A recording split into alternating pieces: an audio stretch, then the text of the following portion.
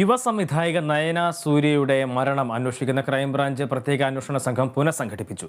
Crime branch Thiruvananthapuram DYSP Jaleel തോട്ടത്തിലാണ് അന്വേഷണ ഉദ്യോഗസ്ഥൻ. മരണത്തിലെ ദുരൂഹത കണ്ടെത്താൻ മെഡിക്കൽ ബോർഡ് രൂപീകരിച്ച് വിശദമായ പരിശോധന നടത്താനാണ് അന്വേഷണ സംഘത്തിന്റെ നീക്കം. നയന സൂര്യയുടെ മരണത്തിൽ ദുരൂഹത ആരോപിച്ച് ബന്ധുക്കളും സുഹൃത്തുക്കളും രംഗത്തെത്തിയതോടെയാണ് കേസ് അന്വേഷിക്കുന്നത് ലോക്കൽ പോലീസിൽ നിന്ന് ക്രൈംബ്രാഞ്ച് സംഘത്തിന് കൈമാറിയത്. എന്നാൽ അന്വേഷണത്തിനായി രൂപീകരിച്ച പ്രത്യേക സംഘം പുനഃസംഘടിപ്പിച്ച് സംസ്ഥാന പോലീസ് മേധാവി അനിൽ കാന്ത് ഉത്തരവിറക്കി.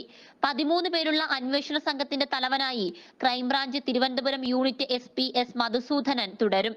ഡിവൈഎസ്പി ജലീൽ തോട്ടത്തിലാണ് അന്വേഷണ ഉദ്യോഗസ്ഥൻ.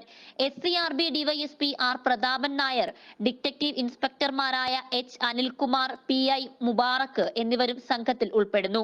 പോസ്റ്റ്മോർട്ടം റിപ്പോർട്ടിൽ നയനയുടെ മരണത്തിൽ ദുരൂഹത സൂചിപ്പിക്കുന്ന സാഹചര്യത്തിൽ ദേശീയതലത്തിലെ വിദഗ്ധരെ കൂടി ഉൾപ്പെടുത്തി മെഡിക്കൽ ബോർഡ് രൂപീകരിച്ച് വിശദ പരിശോധന നടത്താനാണ് ക്രൈംബ്രാഞ്ച് സംഘത്തിന്റെ തീരുമാനം. കേസിൽ മൊഴികൾ വീണ്ടും രേഖപ്പെടുത്തിയാണ് അന്വേഷണം നടത്തുക. പോസ്റ്റ്മോർട്ടം, ഫോറൻസിക് റിപ്പോർട്ടുകളും തെളിവുകളും ശാസ്ത്രീയ പരിശോധനാ ഫലങ്ങളും പരിശോധിച്ച് മരണകാരണം കണ്ടെത്താനാണ് അന്വേഷണ സംഘം ലക്ഷ്യമിടുന്നത്.